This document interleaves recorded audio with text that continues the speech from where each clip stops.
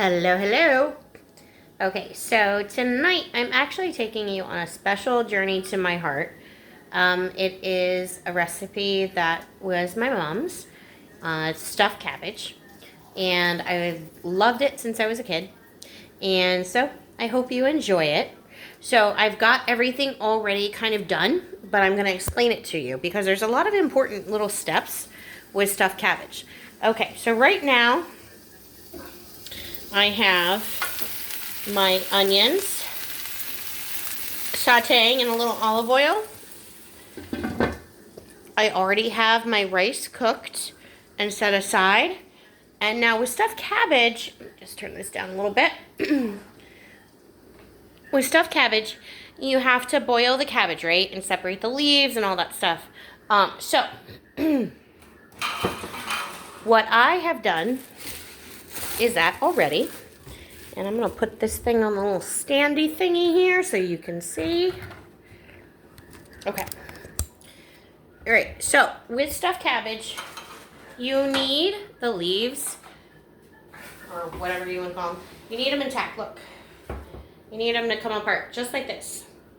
Now, so when you are getting ready to boil your cabbage, you're going to cut the core out, right? And you're going to completely submerge it in a big old pot of water. Okay, keep boiling it, boiling it. You want to keep an eye on it because you want the leaves tender, but not so that they're falling apart. Now, the key is this. Okay? You have to separate the leaves in the water. That way they don't tear. They come out perfectly and it's no fight. You don't have to spend hours like just kind of peeling it off the cabbage.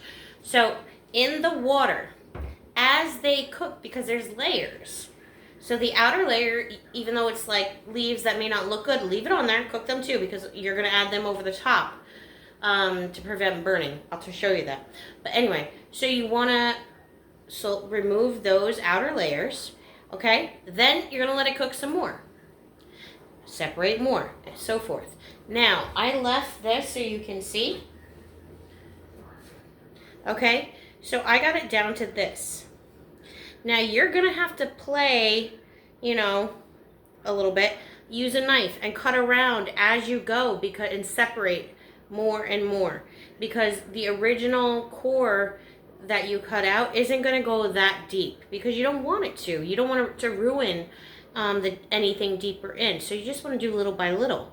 So you do that as you go. And so you see here, this is what it looks like. So I'm going to take this out so I have all the rest of this, but I'll save that a little bit. So this is all I have done already in the water. Okay, so now I'm going to go twist around here. Okay, so we have our giant pot. I love my space. And let me tell you, I love this wok. It is the best. All right, so my onions sauteed in just about 3 tablespoons of olive oil. They're nice and clear. Okay, but what the key is this. This thing that you ignore at the grocery store called salt pork. All right, so you're gonna take that and you are going to cut it into big old chunks, right? Because that is going to give you the flavor that you want. It's basically like bacon, but let me tell you, I tried just using bacon once, it ain't the same. So look at that, all right? You're not gonna put this big old hunk of meat in there. You're gonna cut it in 3 pieces, okay? Let me just get my cutting board over here. Okay.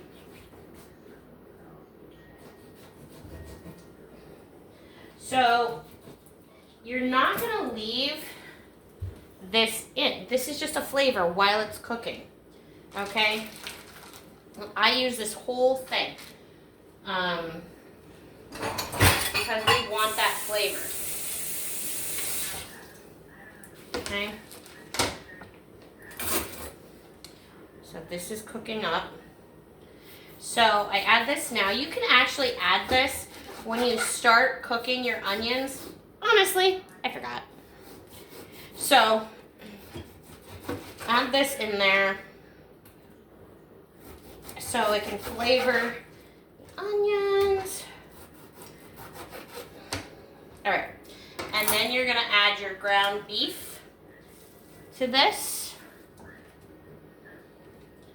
All right. Okay. So ground beef. So right now you have onions, olive oil, salt pork, ground beef. You're gonna want to cook this down and let it just marinate those yummy, yummy flavors. I'm at seasoning with a teaspoon of garlic powder, a half a teaspoon of onion powder,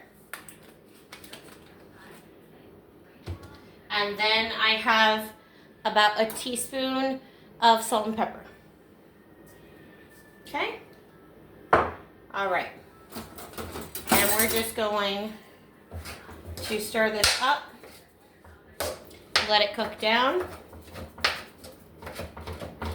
And meanwhile, while that's happening here, I will show you what I did. Because, so, my mom, she had a lot on her hands.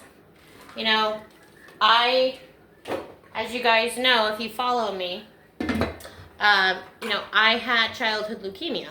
I was diagnosed at 9 months old. And my family didn't have medical insurance or anything like that, so my poor dad had to work all the time to pay for me. And then my poor mom got diagnosed with cancer as well, so all these medical bills. So she was pressed for time, everything. So with this, when she made this, she just used a can of crushed tomatoes and dumped it over the top. Well, that's fine and all. It doesn't taste bad. But what I did was I made my own little sauce.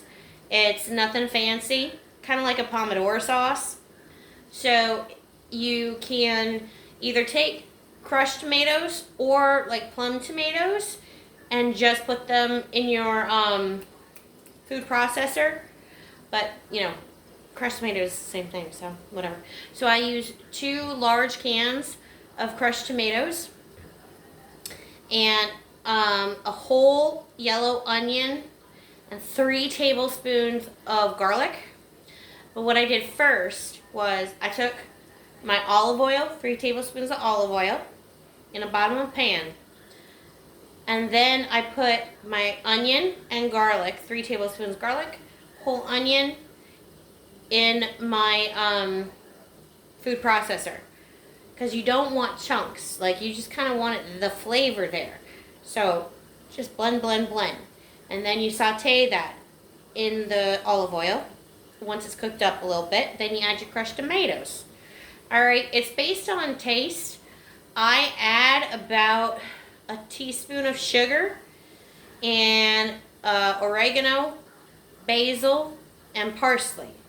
Well, a little bit of parsley. I don't really like a lot of parsley. But you have to season to your taste buds. You got to learn how to know what you like.